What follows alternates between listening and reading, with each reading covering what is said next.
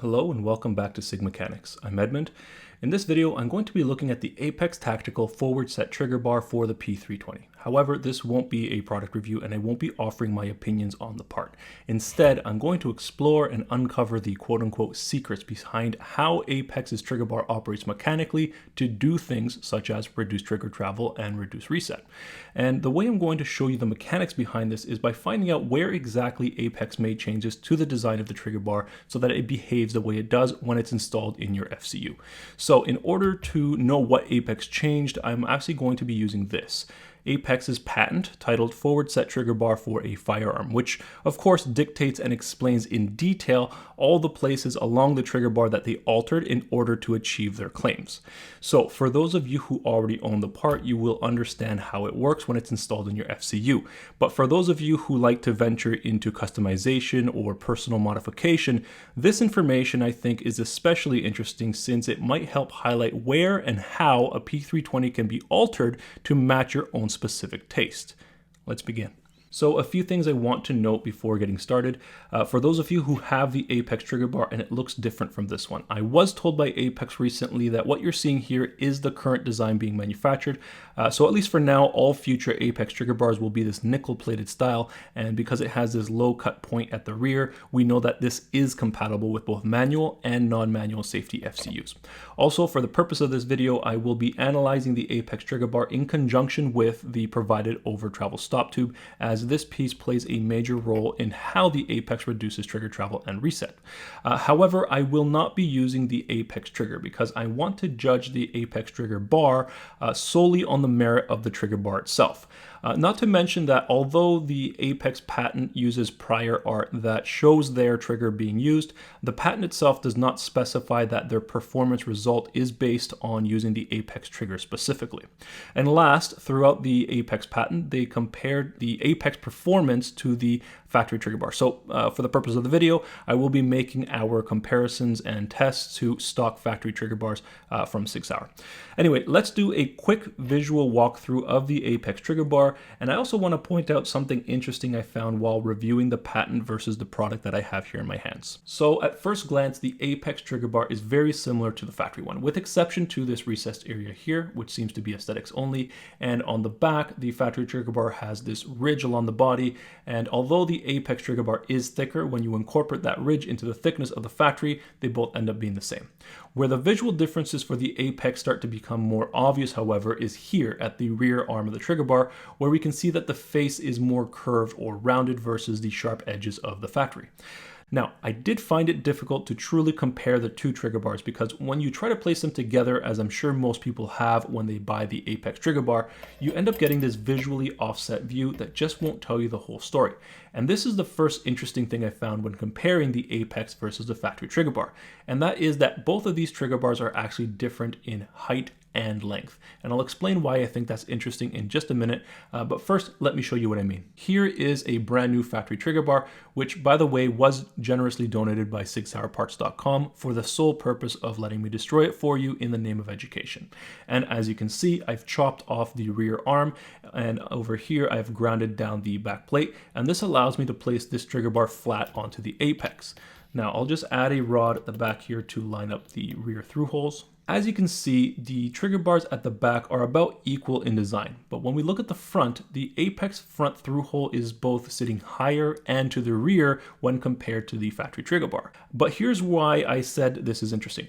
All the other modifications purposely engineered by Apex into their trigger bar are specifically mentioned in the Apex patent, including things like specific dimensions and angles. But Apex makes no claim or mention in their patent that they purposely altered the body length or height, or that this changes a part of why the Apex trigger travel or reset gets improved. Now, I'll note that there's nothing inherently wrong with this, but I only mention it since I have seen debates formed around if the Apex body design plays a part in the trigger travel reduction on the P320, and unfortunately I can't settle the debate on that today, but if I can find a method to test this in the future, I will revisit this. Anyway, let's move on and put these trigger bars onto a testing jig and test to see if the results are as noted. So here is my testing setup. I have a completely stock FCU with brand new parts installed in it, and this way we're going to get test results similar to what we would get in a factory fresh P320.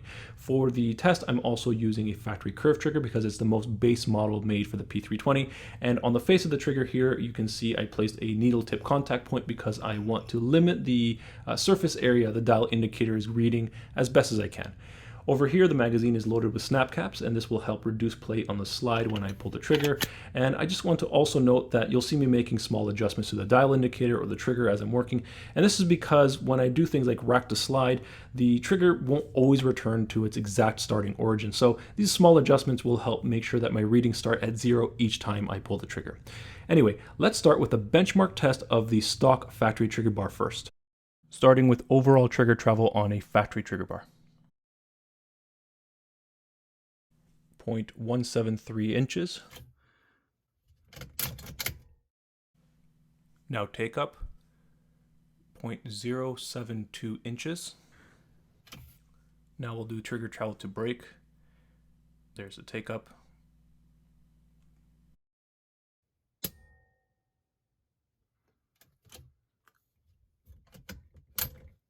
Okay, now let's test reset.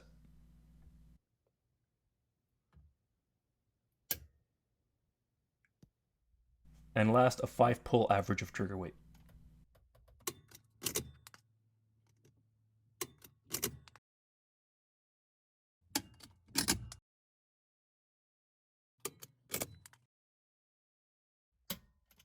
Okay, let's switch over to the Apex Tactical trigger bar and redo the same tests.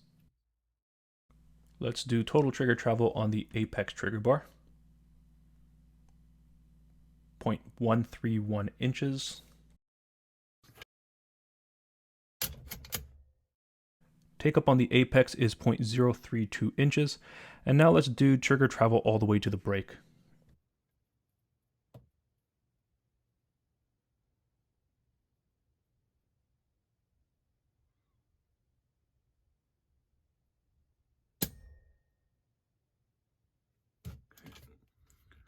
Now reset.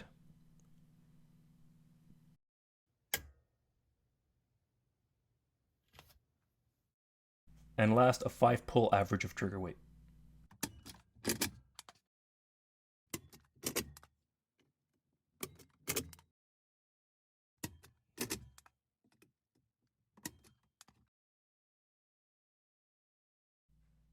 Okay, so now that we have all the raw data between the two trigger bars, let's explore why the Apex forward set trigger bar got those results over the factory trigger bar.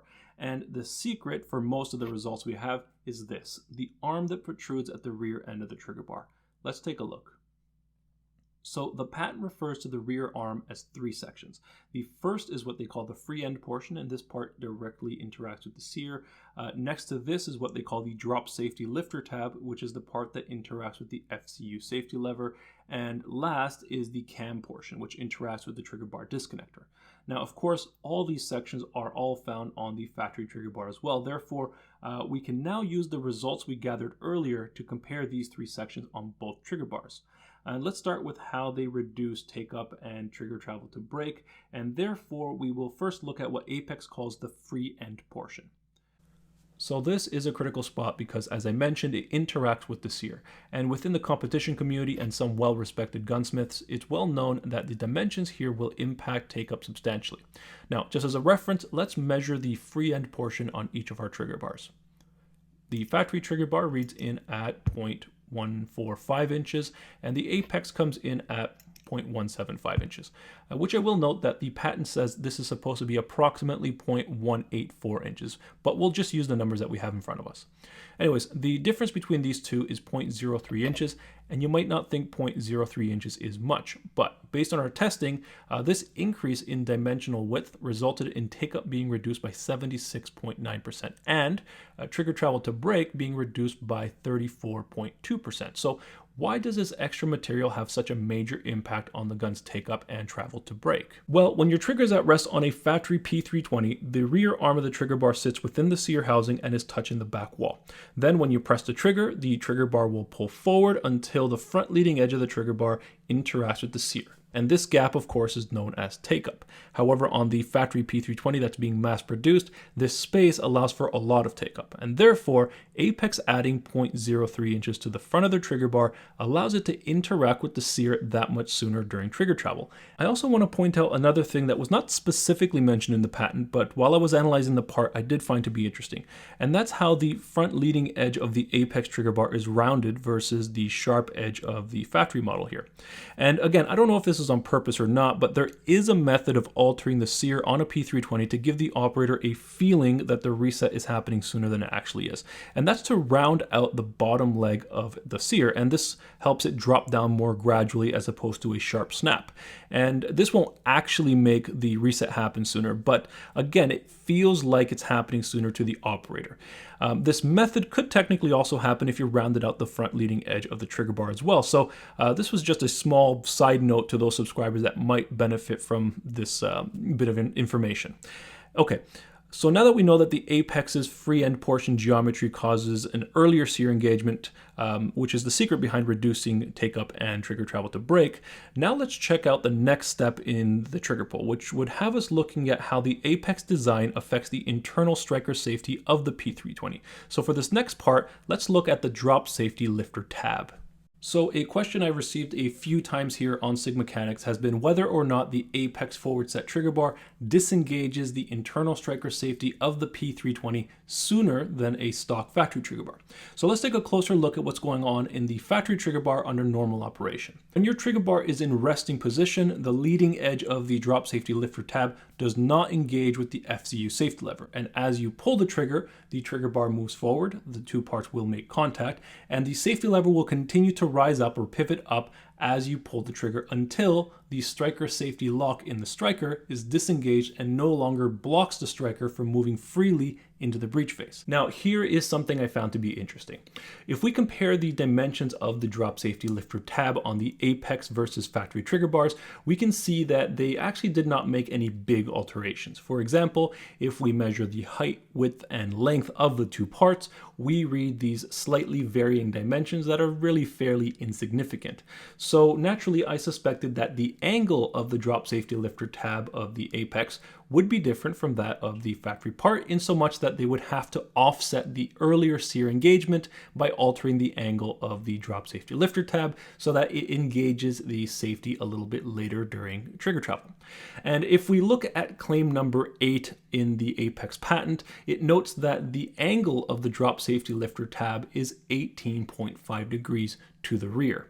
And when we take that measurement based on the dimensions of the part I have on hand, I actually found that to be 22.4 degrees.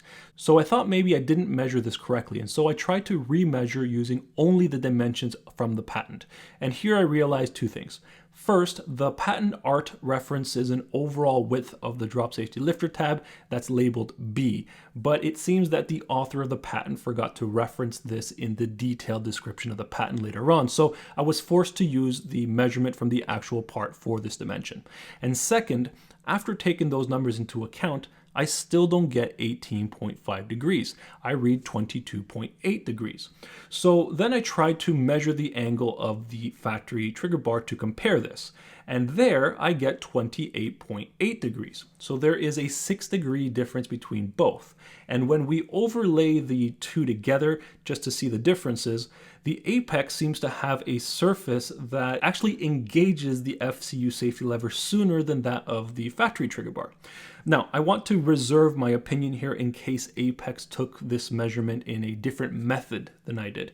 But as it stands, when I use the dimensions provided, I don't see how this works to offset the earlier sear engagement. According to their patent, the moment the Apex trigger bar makes contact with the sear, there is a 0.01 inch gap between the drop safety lifter tab and the FCU safety lever. So I'm not saying Apex got this wrong per se, but I am saying that I cannot find a way to read the same results here myself. Anyway, let's keep going and talk about the last section of the Apex trigger bar, the cam portion. This is the area on the trigger bar where the trigger bar disconnector on the FCU will contact when the gun is out of battery. And as far as the patent goes, they note, and I quote, "the geometry of surfaces interacting with other elements of the firing mechanism," and then they specifically mention the cam surface, "are configured to reduce pre-travel distance and over-travel distance." However, I can't see how this will achieve an improvement on either pre-travel or over-travel, because with the trigger bar disconnector only moving up and down in a fixed position and the reset of the gun having mainly to do with the free end portion of the trigger bar, the cam portion won't play any major role other than to act as the same way the factory one would. So I'm going to chalk this up to Apex maybe trying to keep the patent wording on the cam function vague, which, as someone who has gone through the patent process, I will let you know that lawyers do try to word things in a way that are all-encompassing. Anyways, since the cam portion doesn't affect trigger travel or reset, let's refocus on how the Apex is achieving the results we saw in the test. And based on everything we learned here so far, the secret behind this has to lay with the last part of the Apex kit, the over-travel stop tube. Let's take a look. In a stock P320 FCU, the trigger stop pin is this thin pin here that prevents the trigger from traveling past a certain point, but also allows for ample tolerance to assure the gun has enough trigger travel to let the sear drop down far enough for the striker to release. And it is possible to tighten up this tolerance without inadvertently preventing the sear from functioning properly. And it's only a matter of finding the right amount of trigger travel to keep a small gap. Now, in the case of our test, we saw that the stock P320 has a total trigger travel of 0.173 inches. So keeping that in mind, Apex has found that the addition of this tube here adds 0.033 inches of material between the trigger and the stop pin. And as you can see here, this 0.033 inches is only the difference between the inner and outer diameter of this tube, and basically acts to thicken up the stop pin so that the trigger will impact the stop pin sooner than it used to. Now, what's interesting here is that this 0.033 inches is responsible for the effects of shortening trigger travel by 27.6%, shortening reset by 45%, as well as providing a calculated 12.7% reduction in over travel. Let's take a look at how this simple part does all of that, starting with trigger travel. Total trigger travel reduction is a byproduct of this over travel stop tube here.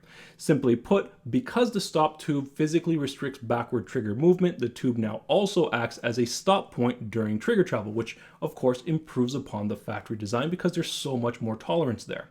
Likewise, for the same reason, the stop tube also plays a role in over travel. Since we know that the trigger travel to break when the Apex trigger bar is installed is 0.087 inches, and we also know that total trigger travel with the stop tube installed is 0.131 inches, we can determine that the over travel is an estimated 0.044 inches. Now here I wondered, why stop at 0.044 inches? Because there's so much more room for improvement just based on the math. And although there's also a limiting factor to the design of the stop tube. You see, this slot in the grip requires you to pull the trigger back a bit for the FCU to slide into the grip. And the gap between the grip and the trigger face in a factory setup is only about 0.04 inches.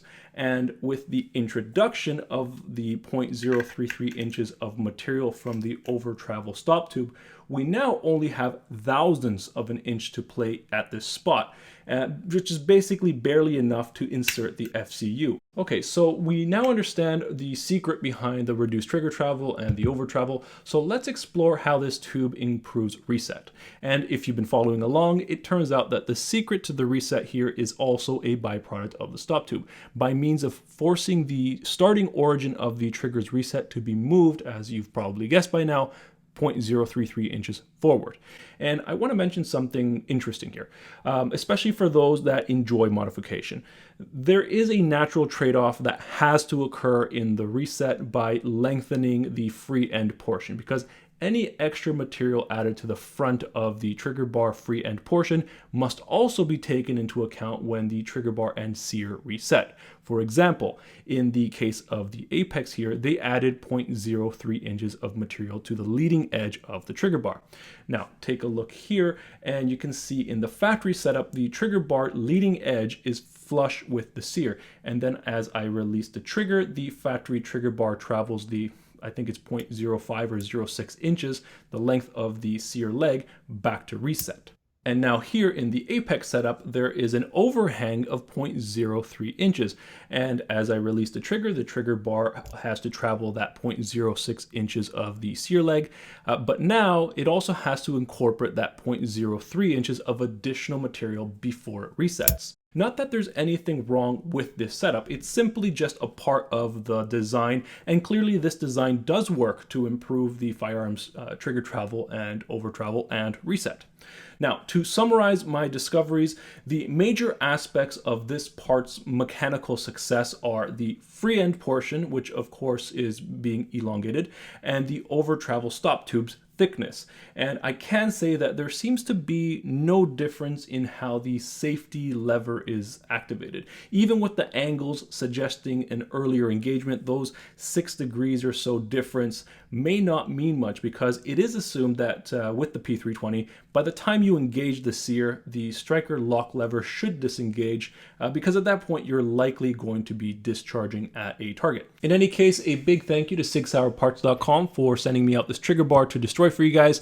And 6 Sauer Parts is actually a 6 Sauer master dealer operating out of Texas. So if you're looking for any SIG parts or products, go check them out. They are a great resource. Now, full disclosure, 6 Sauer Parts and I have been in discussions with each other over the last few weeks, and they seem to like what we're doing over here on SIG Mechanics. So in a bit of an announcement, 6 Sauer Parts will be supporting SIG Mechanics going forward by providing me with the parts and products needed to continue making these videos, which is great news to subscribers, because that means that I can continue making the videos without having to compromise or be biased about the data or details that I discuss with you.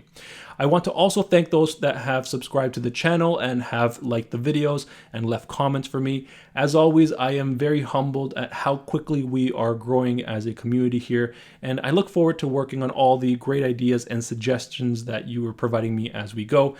So if there's anything you want to see or know about, send me a message or leave a comment.